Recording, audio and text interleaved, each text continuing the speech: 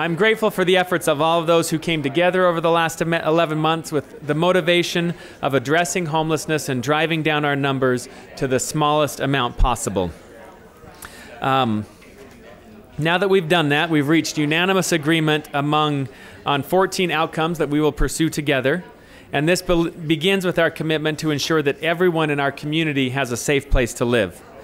The City Homeless Services Site Evaluation Committee's proposed scenarios showing various configurations of emergency shelters have now today been narrowed to one choice, the scattered site scenario. This calls for smaller shelters combined with services to provide help to distinct homelessness groups such as families with children, single men and women, and working homeless. Our common goal is to reduce homelessness in Utah. Salt Lake City, North Salt Lake County can solve this problem alone. So because we're all in this together, as I stated previously, we are asking the governor and the state legislature to provide $20 million in one-time public funds, as well as $7 million in ongoing funds. That will be matched by new private investment of approximately $10 million.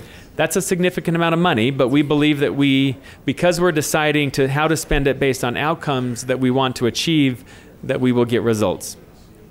So as stated previously, this proposed $20 million of state funding paired with additional local and private funds will pay to replace our current emergency shelter located in the Rio Grande area of downtown Salt Lake City with several smaller shelters built to better serve individual needs of people who are experiencing homelessness.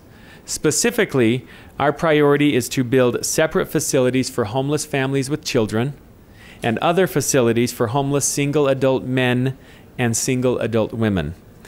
The location and configuration of these smaller emergency shelter facilities will be done according to the scattered site model rather than a one-size-fits-all emergency shelter we have today.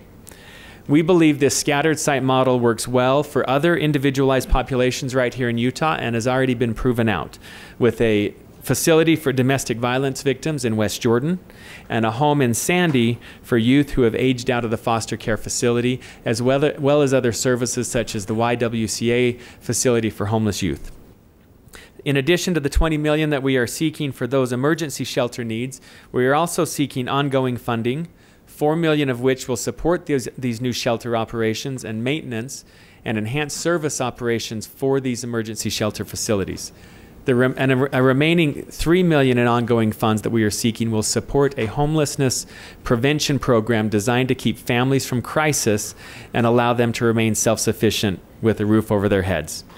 We are passionate about this effort because we believe that lives are in the balance. Whenever someone who is homeless participates in a program that doesn't result in the individual returning to a safe, stable life, particularly when that individual could have participated in one that does accomplish that goal, that represents a human cost.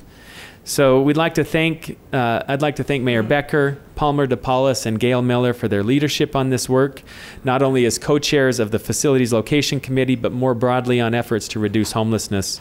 We are in a better place thanks to their leadership. So there's much work ahead of us. We now have a solid foundation on which to proceed. But as we all know, a solid foundation does not shelter individuals or move them to stability. So the work ahead for us is to build upon that solid foundation a future for the delivery of our homeless services that meets the needs of those in crisis and helps to move them to stability in the most effective way possible. So I'd like to invite Gail and Palmer to share their perspectives on this effort and where we go from here. But first we'll hear from Mayor Becker, who will talk about the agreement that we've reached today. Okay, thank you, Mayor McAdams. I think back when I started working on these issues 8 years ago, and the progress we've made in addressing homelessness, which when we started, we were focused on the chronically homeless. And as time has emerged, conditions have changed in people's lives. The homeless population, and I really should say populations, have changed over time. We've seen an increasing and diverse need among our homeless friends.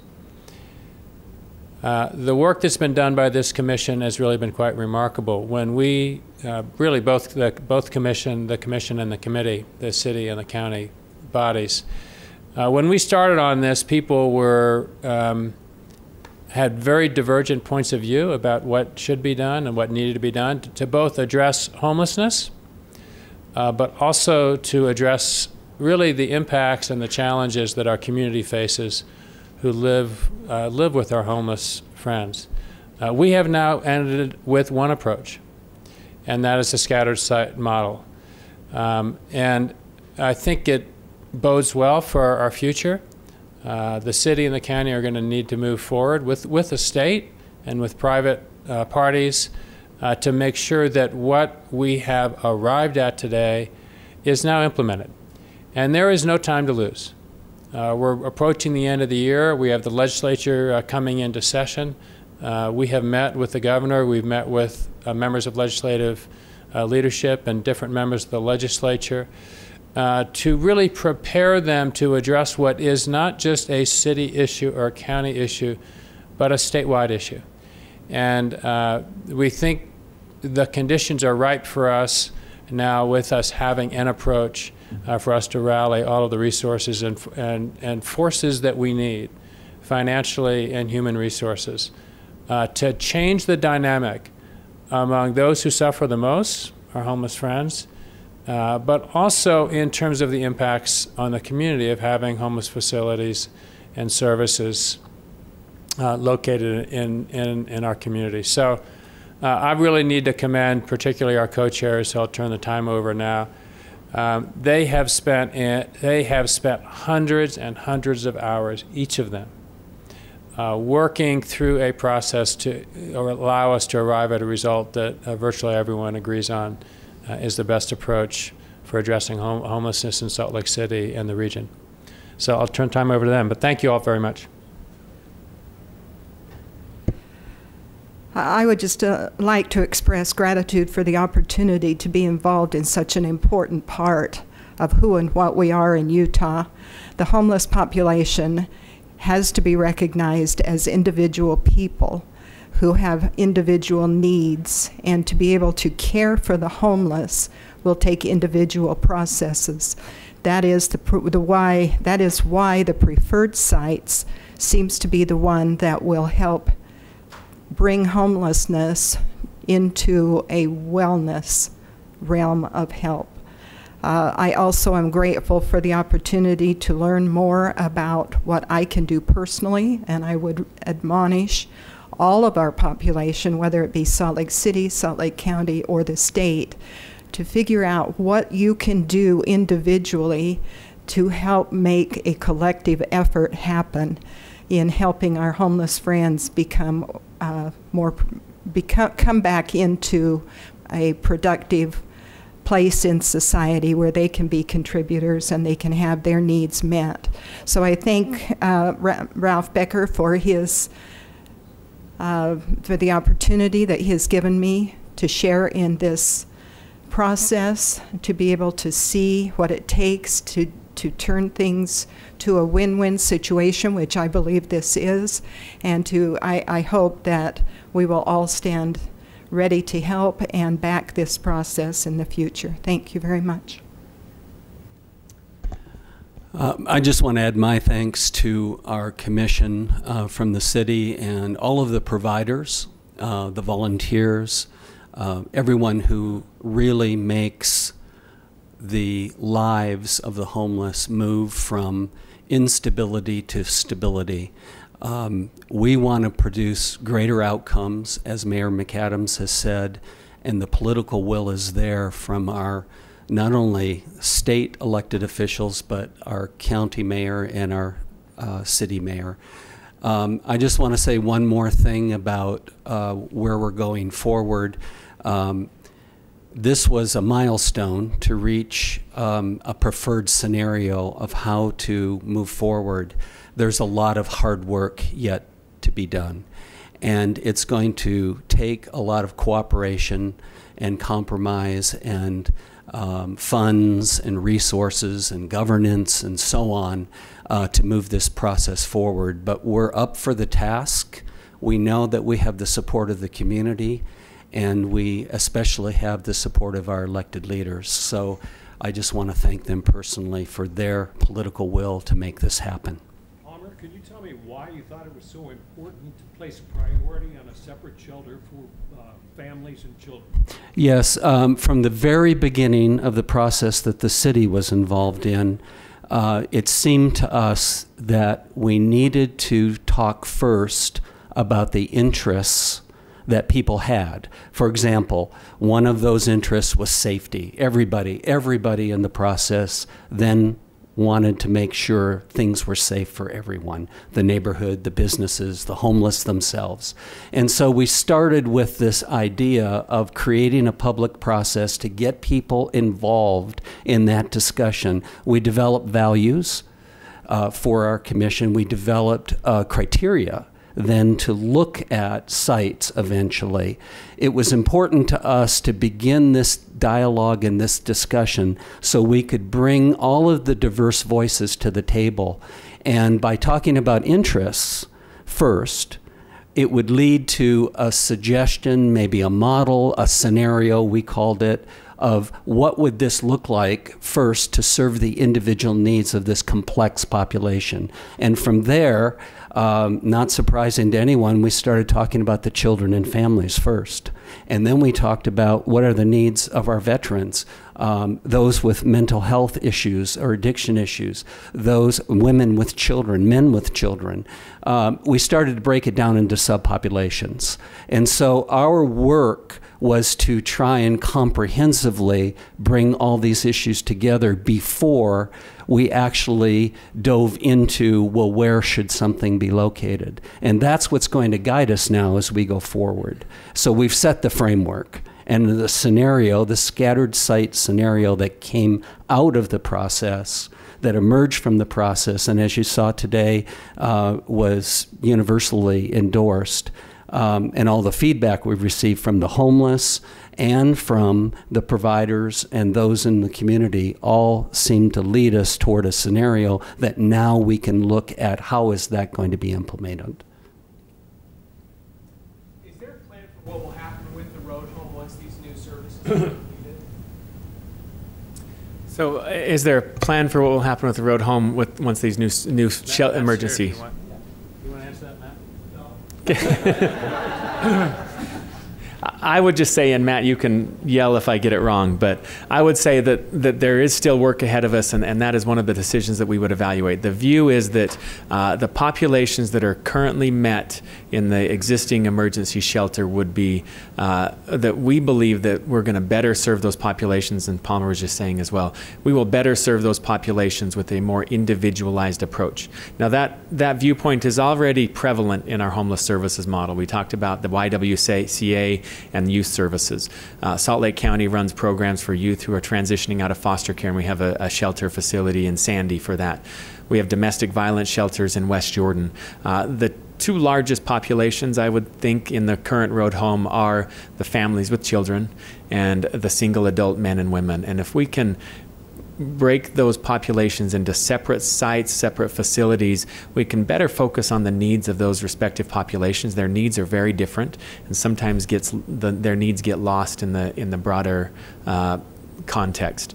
We can better focus on their needs and then help to serve them, and maybe see other populations that are in need of service. So I think we have not decided, and that process would come forward in conversations with the city, where those facilities would be located and how those sites would be configured. And it was in that context that we would be discussing the current facility of the road home and how that fits into this approach of really trying to meet our goals and outcomes. And I would commend the road home for really being willing to come to the table and have that conversation. They understand this population better than any of us, and they're at the table to discuss and evaluate what configuration and location of facilities is going to best serve the populations in need.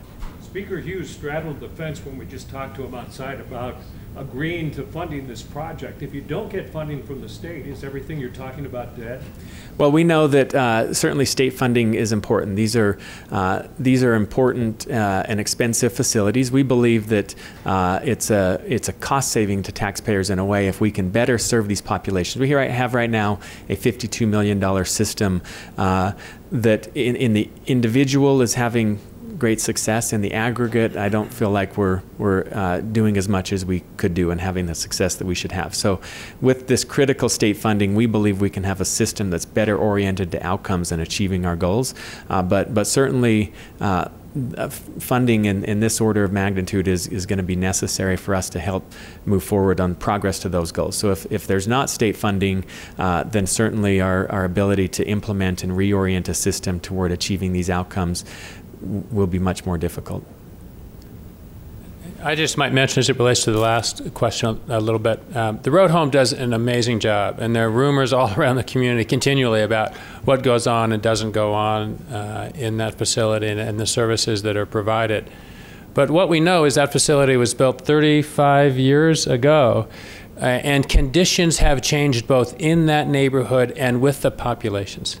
And it is, I think, part of going through this process was a full understanding among all of us, the providers as well as the community at large, that a different model will work better today than when this was initiated 35 years ago. So I think what you're seeing as an outcome today is a reflection of a commitment and a desire to reflect what today's needs are and to build the facilities and have them in the locations that are going to work today, as opposed to what we understood when these facilities were first created for really the first time in the state, decades ago. People at home are going to be hearing scattered sites. Does that mean I've got a little homeless shelter coming to my neighborhood? How are you going to figure out where to put these scattered site facilities?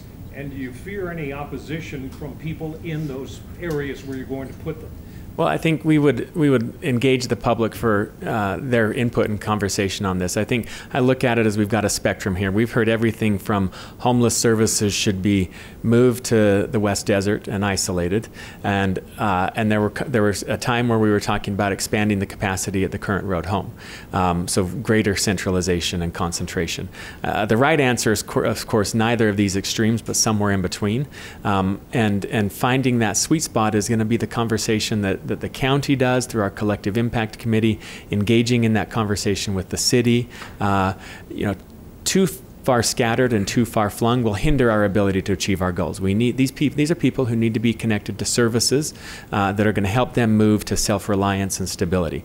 So scattering too far will trade off some of the ability to move them and connect them to the services that they need. So we got to find that sweet spot of what is scattered enough to reduce the impacts on the surrounding neighborhood, scattered enough and individualized enough to serve the needs of the individual populations very specifically, but yet concentrated enough that they're connected to the services they need and the communities that are going to support them. These are individuals who, at the end of the day, we hope will have treatment if they need it, and jobs, and that requires some degree of connection to surrounding communities. So that'll be the work that we're going to proceed into in the next phase. We're going to look for state funding. First of all, is to secure the state funding that really enables us to move forward with this scattered site model.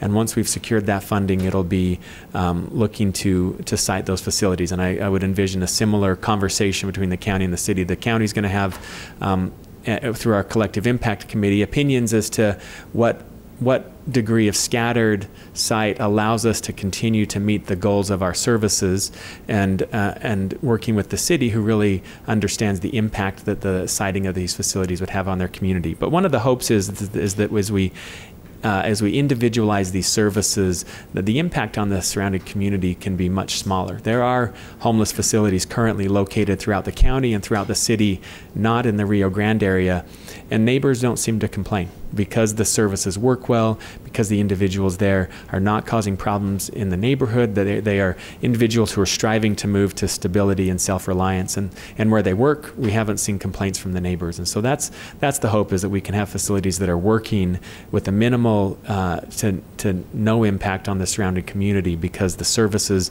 within the facility are working so well and people are moving and hitting their goals as they move to stability. You have a lot of work to do. Do you have any timetable to where things, I think Mayor Becker said 3 to 5 years or something. Is there a timetable where everything's going to be the way you envision it? Well, again, first of all, we know that the situation as it stands currently is very pressing, and we have needs that are not being met, and a realignment of the system can better meet those needs. So I feel a great degree of urgency to move forward fast, and that's why we're engaging with the legislature this session. If we secure funding from the legislature, we'll then look to identify the actual facilities as quickly as possible, and begin design and construction of those new facilities as quickly as possible. At the same time, we also recognize that improvement of our model for delivering services will never end, and it is ongoing work and ongoing conversation that we will be engaged with the service providers, with those who fund services, always evaluating the data that we see of what we see happening in the system and how we can perform it better. We have a system that was built many years ago around the needs of the community at that time. We have some new opportunities today. One of those opportunities is, I believe, we have the ability to collect and gather data and understand what's happening with the services we provide. We can do that at a granular level. And so the ability to individualize our treatment and our interventions for individual populations and really for individuals we are there today. So one of the first priorities will be to build out a data sharing and interface to understand what's happening within our system, and then to be able to respond in real time to the needs of people rather than populations. And I believe that technological improvement is going to really revolutionize the way we deliver services and help us to embark on this notion of continual improvement, that we'll invest, we'll see what happens, we'll improve, and then we'll continue that cycle of improvement into the future.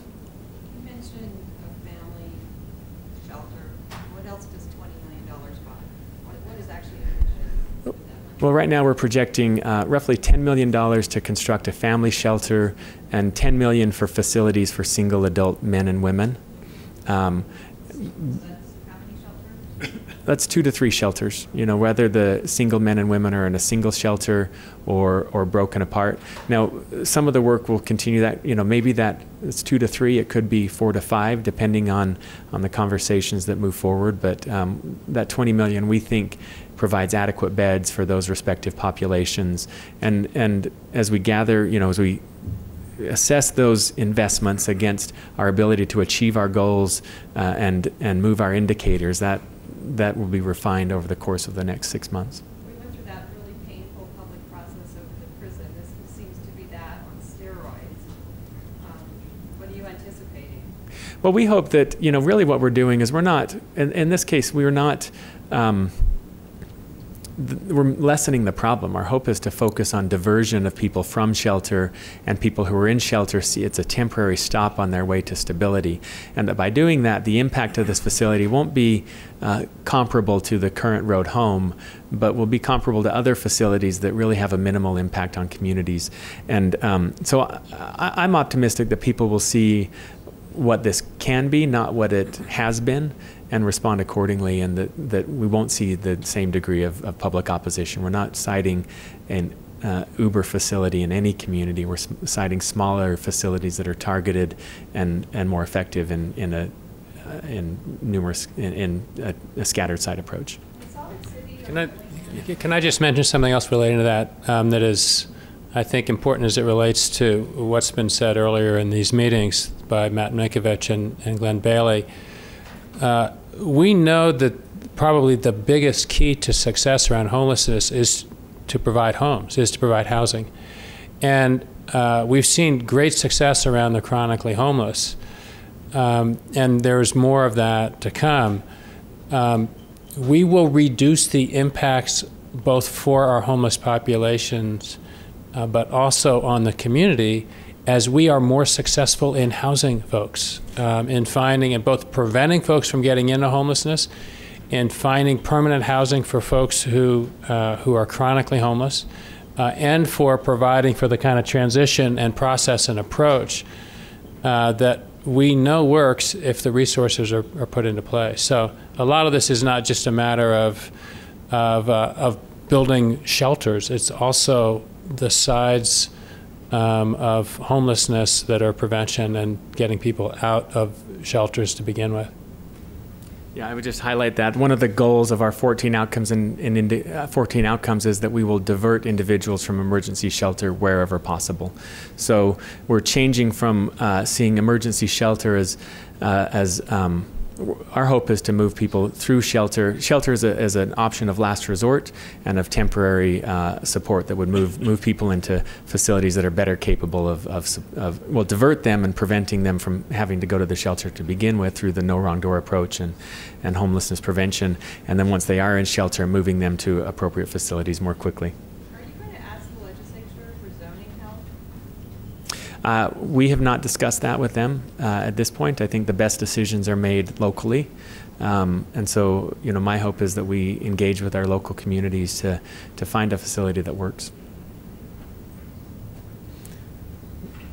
Did I miss anything, Matt? Matt's You're gonna. great. That's why I didn't want to say anything. Because, Yeah. it's not like ever even talked about declaring a state of emergency. And what does that make available to cities when you do that? No, I mean, as tough as it seems, I know, for folks around our homeless conditions in Salt Lake, it is not at the scale we see in some other communities, and I really credit our providers in the community as a whole for that. We've never discussed a state of emergency. I think we have found that this year, with the changes that we have made, I think we've been adapting well, and I think with the changes we've made this year, we have already significantly reduced the impacts of homelessness. I think what you will see going forward with really the work that is now underway, that will just continue. The facilities piece of this and moving forward with the collective impact model is going to help us, but I don't think we're anywhere near, based on what I talk about with my colleagues around the country, we're anywhere near what some other communities are facing, and I think that's a credit to what's been done so far. But if you do that, does that make money available? Why do you do that? To focus the resources, yeah. But I think we're already focusing resources. What's that? Is it Homeland Security money or FEMA or? No, I don't think it's. I don't think it's Homeland Security or. Well, that may be, but I'll just say I don't think we're anywhere near that point in Salt Lake City. We've never even discussed